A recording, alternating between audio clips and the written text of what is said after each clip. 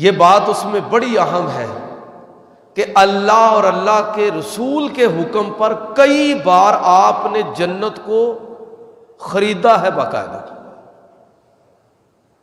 بڑے لوگوں کے پاس دولت ہوتی ہے،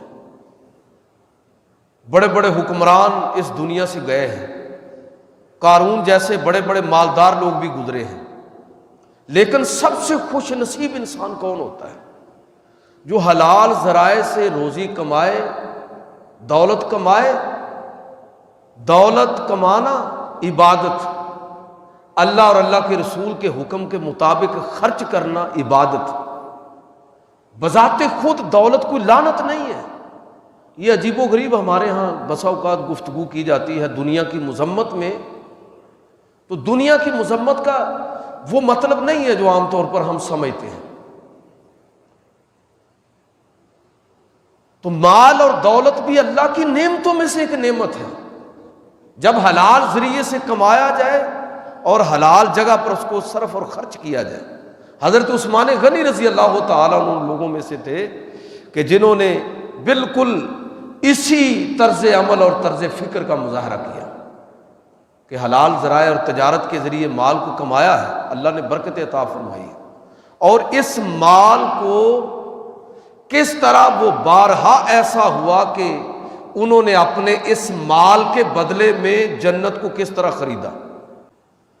تو جو حج عمرے کے لیے گئے انہوں نے بیر روما کو دیکھا ہے، یہ محفوظ کیا ہوا کنواں ہے بیر روما۔ یہ وہ کنواں ہے کہ جس کے بارے میں جب حضور ہجرت کر کے تشریف لائے تو ایک ہی کنواں تھا مدینہ کے اندر، پانی کی تنگی ہے، یہودی کی ملکیت میں وہ کنواں تھا۔ تو اللہ کے پیغمبر صلی اللہ علیہ وسلم نے اعلان فرمایا کہ کون ہے وہ شخص کہ جو اس کنویں کو، جس کی قیمت بہت زیادہ وہ یہودی مانگ رہا تھا اور عام لوگوں کے تو بس میں نہیں تھا، وہاں سے خرید کر پانی پینا مشقت تھا، چاہے جائے کہ اس کنویں کی بہت زیادہ قیمت جو وہ مانگ رہا ہے وہ دے دی جائے۔ تو حضرت عثمان غنی رضی اللہ تعالیٰ عنہ جب اللہ کے پیغمبر نے اعلان کیا کہ جو شخص بیر روما کو خرید کر مسلمانوں کے لیے وقف کر دے گا،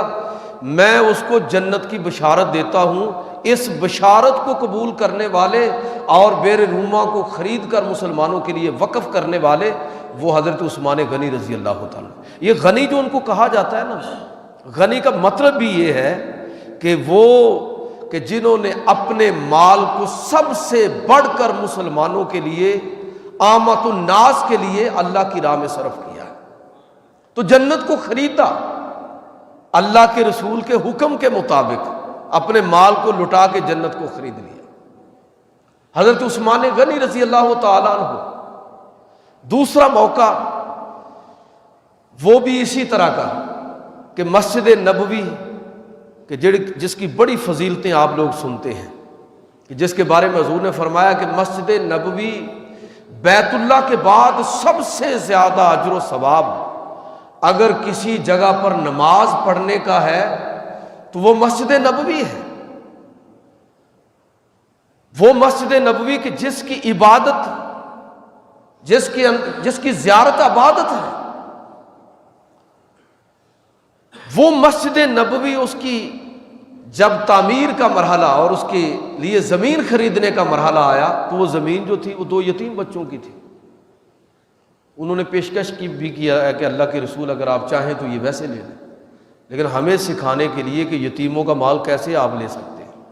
اللہ کے پیغمبر صلی اللہ علیہ وسلم نے وہ لینے سے انکار فرما دیا۔ اعلان فرمایا کہ جو شخص اس جگہ کو خرید کے مسجد کے لیے وقف کرے گا اس کے لیے جنت ہے۔ یہ خوشخبری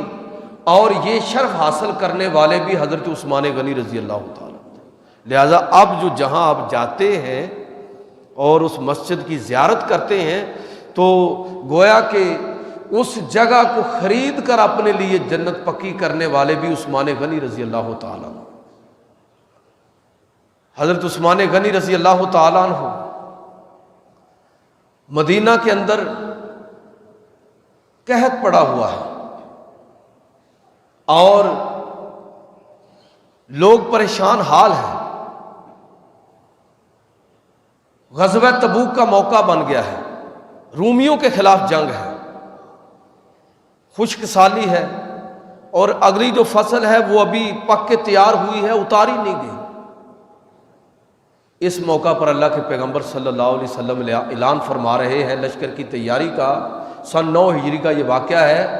اس موقع پر سب سے زیادہ مال اللہ کی راہ میں 1000 اونٹ ساز و سامان سمیت 200 گھوڑے اور اس کے علاوہ اور بہت سارا ساز و سامان اللہ کی راہ میں دیا حضرت عثمان غنی رضی اللہ تعالیٰ عنہ نے۔ نبی کریم صلی اللہ علیہ وسلم نے جن لوگوں کو جنت کی بشارتیں دیں ان میں پڑھ کے ذرا دیکھیے سیرت کی کتابوں کو، معلوم ہوگا کہ سب سے زیادہ جن صحابہ کو یہ بشارت بار بار دی گئی ان میں حضرت عثمان غنی رضی اللہ تعالیٰ عنہ آپ کو سب سے اوپر نظر آئیں گے۔ 2 صحابہ کے بارے میں نبی کریم صلی اللہ علیہ وسلم نے ایک بات فرمائی تھی، ایک حضرت ابوبکر صدیق رضی اللہ تعالیٰ عنہ کے بارے میں اور ایک حضرت عثمان غنی رضی اللہ تعالیٰ عنہ کے بارے میں، کہ جب انہوں نے اپنے مال کو اللہ کی راہ میں بار بار ہر موقع پر قربان کیا،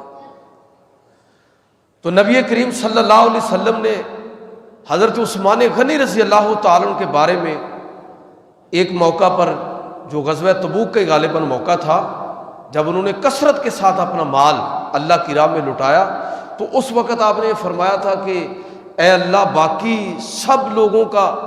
جو بھی احسان تھا اس کا بدلہ میں نے دنیا کے اندر دے دیا، لیکن عثمان غنی رضی اللہ تعالیٰ عنہ انہوں نے جس درجے اسلام کے لیے اپنے مال کو پیش کیا ہے، جس درجے قربانیاں دی ہیں، اے میرے رب،